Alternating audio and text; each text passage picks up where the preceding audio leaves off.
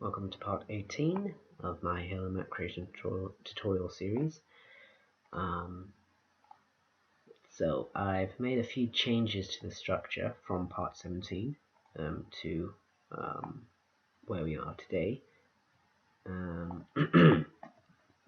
Those changes aren't really going to be too noticeable, since what I've done here is created a few scenarios in the level which are going to interfere with the collision compiling process inside of tool.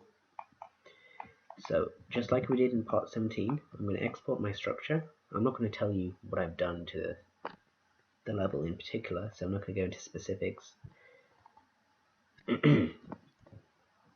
But I am going to show you how to fix the errors once we go ahead and compile this. So once again, I'm going to compile this as kickascanyon.jms to my desktop.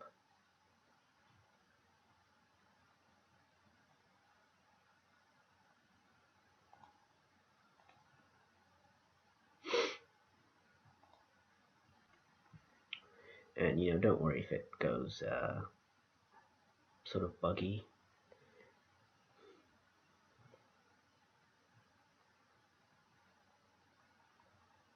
By the way, I think this is a good time to bring up the official Halo editing kit tutorial.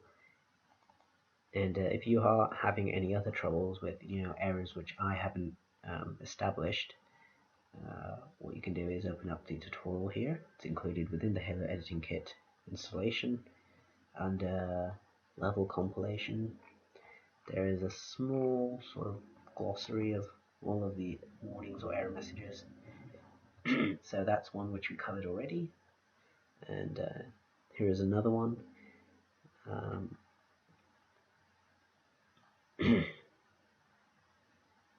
Which explains coplanar faces or surfaces, and here are a few other errors. These are the really nasty ones. So duplicate triangles, degenerate triangles, tool can live with, but it's not always the case. Unearthed edges, those are portals, I'll cover those later. That's portals as well. Collision BSP, that's usually something which isn't linked correctly. Z buffer triangle, that's pretty much as evil as degenerate triangles. Probably the most evil error which you can come across will be open edges. And you've got other stuff as well, which I'll leave you to encounter. Okay, so it's same as before.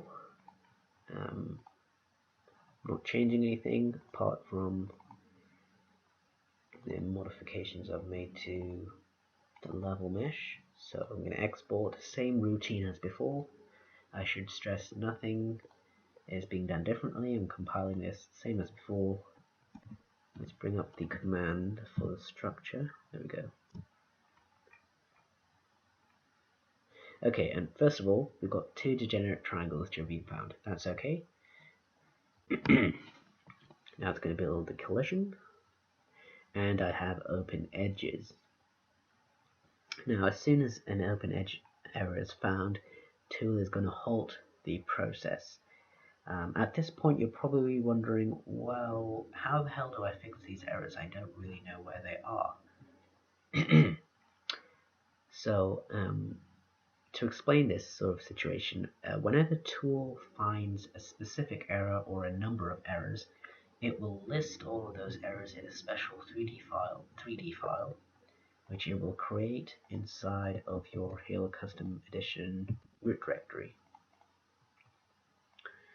Here is mine, and it's called a WRL file. The idea with this is you import this file into 3ds Max, which I'm going to do now.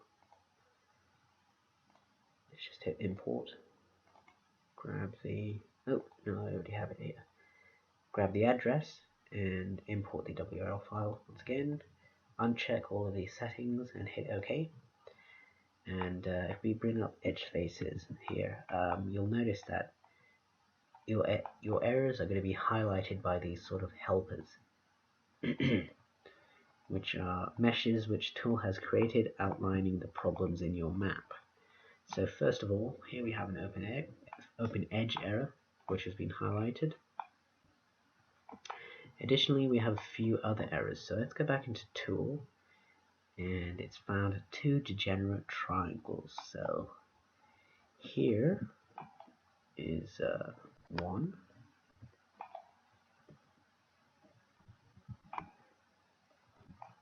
You can see that there's some clipping here with the edges. One's turning orange and white, so I know that the error is here. And what I'm going to do here is hit H and select the VSEP001 meshes. Now there are a load of them here, so just select the main parent of all the helpers and hit Control C. That will select all of them, then hit OK. Now, I don't know about you, but when I first started correcting my level errors inside of 3ds Max using this WRL import option, I found it really hard to locate where the specific errors were. So what I suggest you do is select all of those helpers, which I've just done, and just go ahead and move them around in your scene. And once you've located them, hit Control Z, take them back to where they were, and once you have a rough idea of where they are sort of placed in your level, you can go ahead and zoom in on one individually, and that's really how you would go ahead and fix that.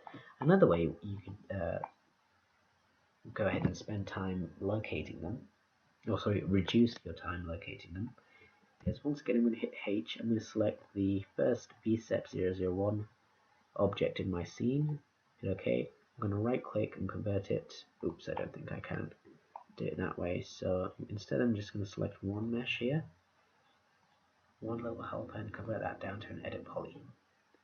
Then I'm going to right click, under attach I'm going to bring up the settings box, then I'm going to select VSEP001 and hit Control C to select all of those subsidiaries, and then hit attach. And you can just hit match material IDs to material, it doesn't really matter.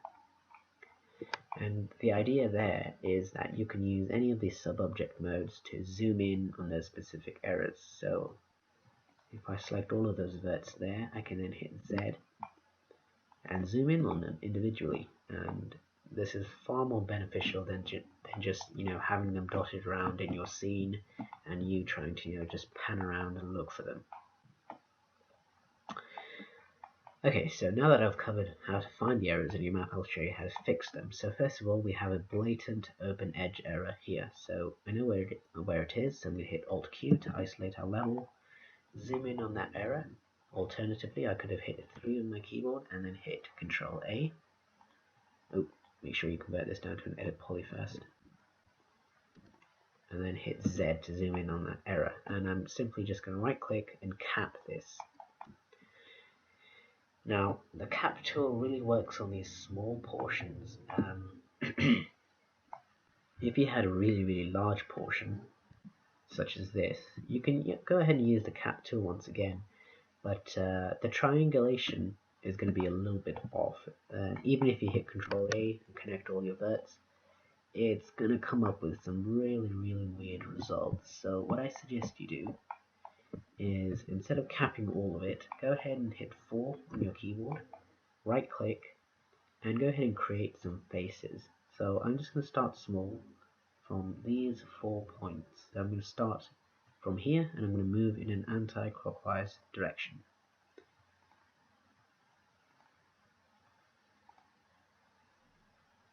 And the idea here is to build up those faces so I don't intentionally or unintentionally create any of that funky geometry which you just saw a while ago.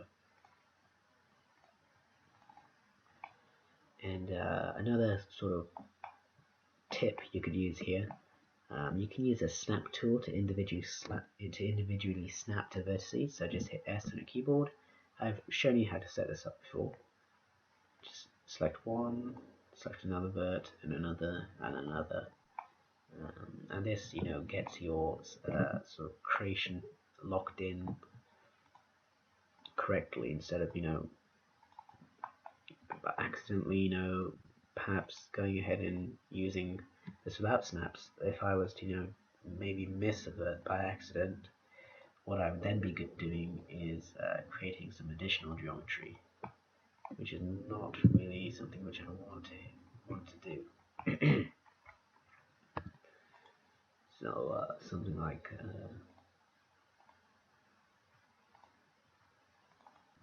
that. So that's a tip for you. The next error I think we had was that orange edge. So let's go out of isolation mode. That's open edges covered. So there's the other error. And let's see what the problem is here. Now, I know that there are no open edges here. That's not the problem. I'm going to go into edge mode and select the highlighted edges which I can see here, which are buffering up against our mesh. So if I drag a box over this single edge, I expect a single edge to be selected, but I have two edges selected. So that means that I either have overlapping edges or overlapping vertices. So let's select an edge here as well. Again, I have two edges selected. So I'm going to go into vertex mode, select the vertices here, and I have two vertices overlapping here. So it's far more efficient to fix the vertices rather than the edges. I think the problem here is that we have two vertices overlapping each other. This would be covered in the STL check modifier, so you could run that again if you felt the need to, but I'm just going to select one vertex, hit W, move it out.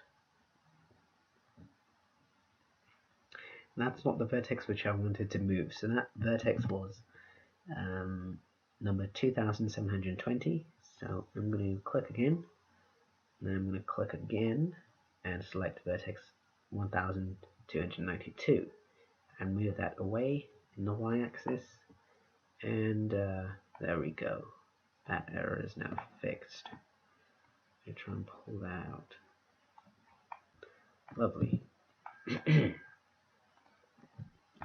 And this is really the basics to fixing errors. There are far more different ways that you could fix your errors and stuff like that. The main sort of way which I recommend would be to rebuild your topology, where you have parts which are just covered in open edge errors and stuff like that. But I want to iterate that, some of these errors, well, most of these errors in most cases, really can be solved by just welding all your verts, making sure you don't have any open edges in your map, and stuff like that. Now, I was curious about the smoothing group error, which I found in game here. And it seems that in 3ds Max, this is not a smoothing group error whatsoever. It's just a simple case of the lighting and a combination of the scene here, which made it look like I had a smoothing group error, which I don't, which is fine. That's awesome. I'm going to do another check over my VSP. I'm going to look over for any weird shading that I have. Ooh, just like that.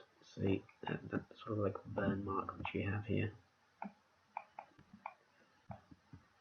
And I have some overlapping edges once again, so I'm just going to pull that down, and strangely enough these faces were pulling into each other. So if I pull them away, that should be okay. These didn't show up in the WRL file, which probably means that though we have an error here, it isn't too severe in that it would not be able in that tool would not be able to calculate the collision. By the way, the whole reason that we have these errors is because tool cannot calculate collision correctly when you have these sort of artifacts inside of your mesh. What is happening here when you're compiling a structure, tool is taking the visual properties of the map, so everything you're seeing, and it's combining the physics and the collision geometry all into one. So you have your what we call in game design the render only mesh, and then the physical mesh, which you can't really see but you can interact with in game, stuff that you bounce off, jump onto, and stuff like that. So that's all being compiled into one. And whilst this would render pretty much okay in game, the collisions are not going to render correctly in game, which is why you know Tool here failed to build the collision geometry and stuff like that. Okay, and I think I'm happy with this. So I'm going to convert this down to an edit mesh. Oh, by the way, I'm going to hit H on my keyboard, select my VSEP001 object and hit Control C. Select all of those subsidiaries, and then I'm going to hit OK and delete them all out of my scene. And I think I'm going to go ahead and export this once again.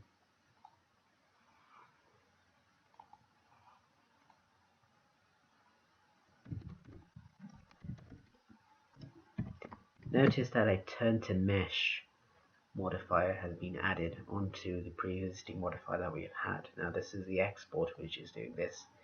So technically speaking, yes, you could leave this in an edit poly mode, because this is going to add another turn to mesh modifier on top of this, which basically does the same thing that the edit mesh does. But if you're using a different exporter, it might not do the same thing, which is why I always recommend that you convert to an edit mesh before exporting. Let's just close that. And then I'm going to go ahead and compile this JMS file.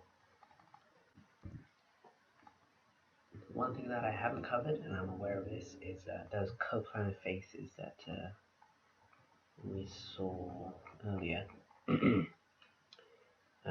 They're probably inevitably going to show up now. So I'm going to show you how to fix them. I guess I'll show you how to do that, but generally I don't bother with them.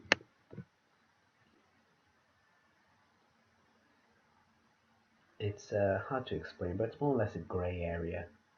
I don't really feel that they do impact the map in any way, visually or performance-wise.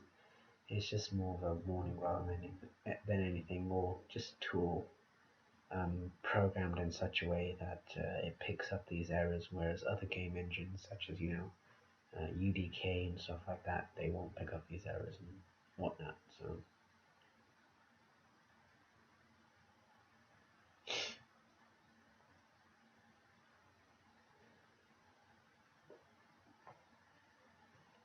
right, that compiled correctly. So I think I should take some time to explain to you the sort of messages that we're getting here. So first of all, we have building the intermediate geometry.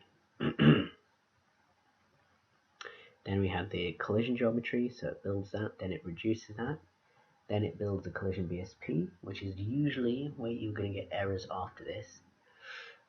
If there are no errors, it's pretty much going to reduce those, reduce the collision geometry, then it's going to verify the geometry for any final problems which you may or may not have. Then it's going to build portals. Portals help really performance-wise. They help divide the map up into renderable sections for the engine instead of having the game engine render the whole map, which could increase the load on your computer or on the game itself. Then it builds the render geometry, which I've already explained before. It's pretty much just everything you're seeing.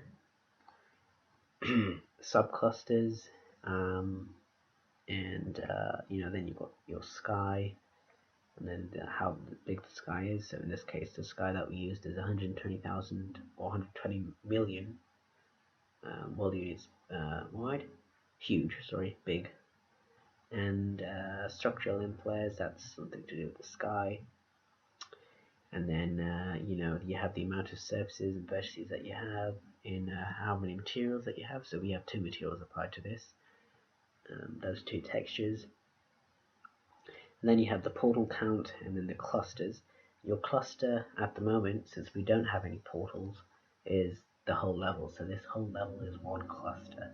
If I divided this with portals, so if I had put a portal, you'd have to imagine this. I'll show you how to create these later. But if I had divided this mesh in half, I would have 1 cluster here and another cluster there. So that's what clusters really mean. And then you have the remaining technical information. So it looks a little bit scary once you start out, but after a while you begin to understand what is being displayed inside of the tool. Oh, I also forgot to mention that if you hit tool and just hit space, it's going to bring up the usage options and syntaxes which you can enter. So if you want to compile a model, you would type in tool, model, and then the source directory, animations and stuff like that, and all that type of stuff. So let me go ahead and take you through coplanar faces. First of all, I need to make sure that I have the WRL file in the correct location. And I'm going to go to File, Import my WRL file, hit OK. And all these red and green surfaces are what Tool thinks are coplanar faces. How would you fix these? Well, coplanar faces really are surfaces which are attached to a bunch of other surfaces at a specific angle. So if I take this portion here, this face, this face, this face, so these 3 surfaces on my mesh in edit mesh mode, so I select them, this and that, those 3 faces. There is actually a tool you can use to, under the weld dialog in the edit mesh rollout, called make planar. This doesn't always work. Sometimes it does work, sometimes it doesn't. But you just select your faces which are being highlighted by the WRL helpers, and then you would hit make planar and go ahead and test this back in game to see if there's any difference. Import the WRL file again, and if there are no helpers in this area, then that means that you were successful in fixing those coplanar faces. But as I mentioned before, I don't really ever bother with coplanar faces myself. Okay, so that's sort of a short explanation on errors and stuff like that.